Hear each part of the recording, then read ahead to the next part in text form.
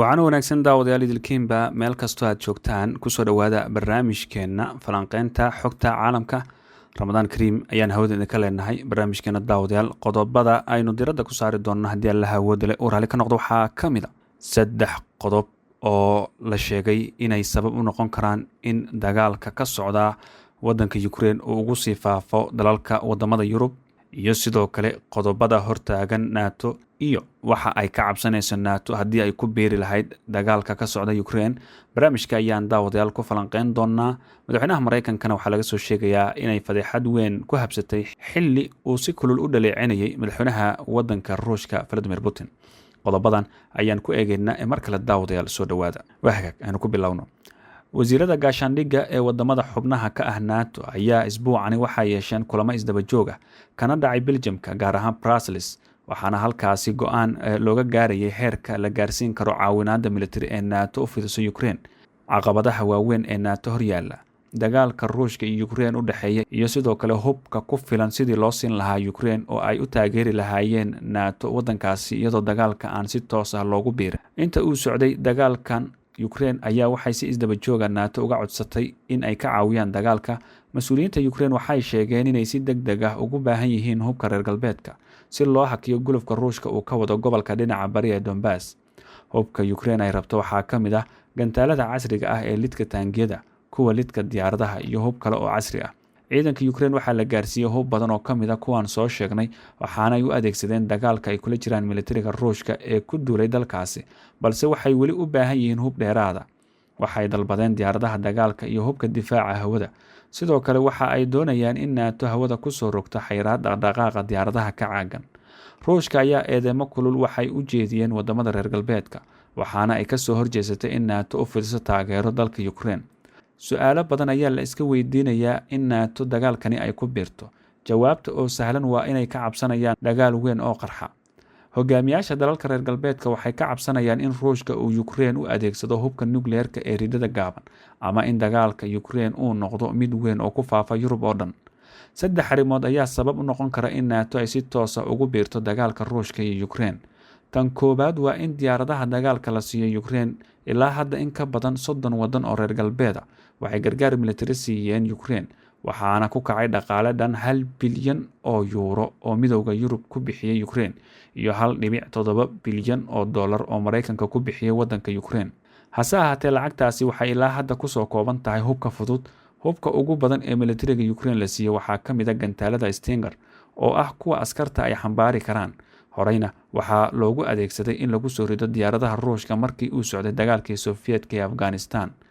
tan iyo markii dagaalka uu bilowday waxaa Ukraine ku qulqulay hubka reer galbeedka, balse ilaa iyo hadda waxa ay ka gaabsadeen in diyaaradaha dagaalka ka qayb noqdaan caawimaada.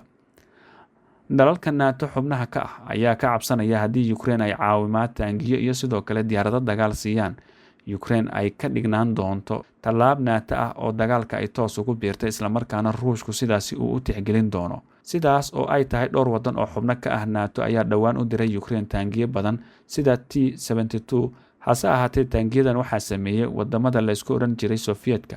lagama baqayo taangiyada iyo hubka uu soo saaray midowgii Soviet uu sababayo dagaal toos ah oo dhex mara Ruushka iyo dalalka NATO, sababtoo ah Ukraine ayaa hubkaasi horay u adeegsanaysay. Slovakia ayaa dhankeeda u diraysa gantaalada difaaca hawada ee S-300 tan iyo markii uu dagaalkan bilowday.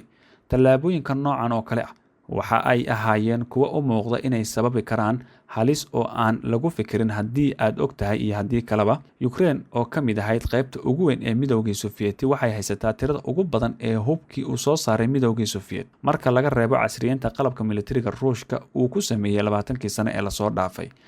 midda labaad waa Ruushka inuu adeegsado nuclear ayay sheegeen NATO inay sababi karto inay ku biiraan dagaalkan. markii dagaalka uu bilowday, madaxweyne Putin ayaa sheegay in dalkiisa qani ku yahay hubka nuclear-ka, wuxuuna amar ku bixiyay in heegan la geliyo gantaalada nuclear-ka. sirdoonka Mareykanka ayaa aaminsan in ilaa iyo hadda Ruushka uusan la soo bixin gantaalada hubka nuclear-ka ee dhulka hoostiisa ugu xareysan. militariga Ruushka waxaa u yaala qorshayaal loo dhigay marka ugu horeysa ay tahay in loo adeegsado hubka nuclear-ka ee ridada gaaban, balse Moscow waxay ka warqabtaa in isticmaalka hubka nuclear-ka aad looga neceb yahay reer galbeedka, lamana adeegsan hubkan muddo 77 sano gudahooda. NATO waxa ay ka walaacsan tahay adeegsiga hubka nuclearka inuu sababi doono khasaaro weyn xitaa haddii khasaaraha ku ekaado gudaha waddanka Ukraine iyo goobaha dagaalada waxaa kordhi doona halista ku aadan inuu qarxo dagaal weyn oo nuclear ah. Arrinta saddexaad ee wadamada NATO sheegeen inay sababi karto inay ku biiraan dagaalkani waa in dagaalka uu ku fido xuduudaha Yurub. Cabsida laga qabo ilaa markii dagaalka uu bilowday ayaa ah inuu ku fido qaybo kale oo Yurub ah. Ilaa hadda Yurub waxaa gaaray qaxootiga ugu badan ee ka cararay dagaalada Ukraine. Su'aal taagan oo cid walba isweydiinayso ayaa ah sidee dagaalka Ukraine ugu fidi karaa Yurub guud ahaan, taas oo keenaysa in NATO ay ku biirto. Waxaa jira arrimo badan oo shaki la'aan dhibaato ku haya wasiirada difaaca dalalka reer galbeedka, waxaana ka mid ah 3 qodob oo sababi kara in dagaalka ku faafo Yurub. Midda koowaad waa Ukraine oo gantaal lidka maraakiibta ah looga soo rido magaalada xeebta Odessa oo weerarta maraakiibta dagaalka Ruushka leeyahay oo ku sugan badda madow, halkaas oo ay ku dhiman karaan ilaa iyo 100 badmaax iyo 10 ciidamada badda.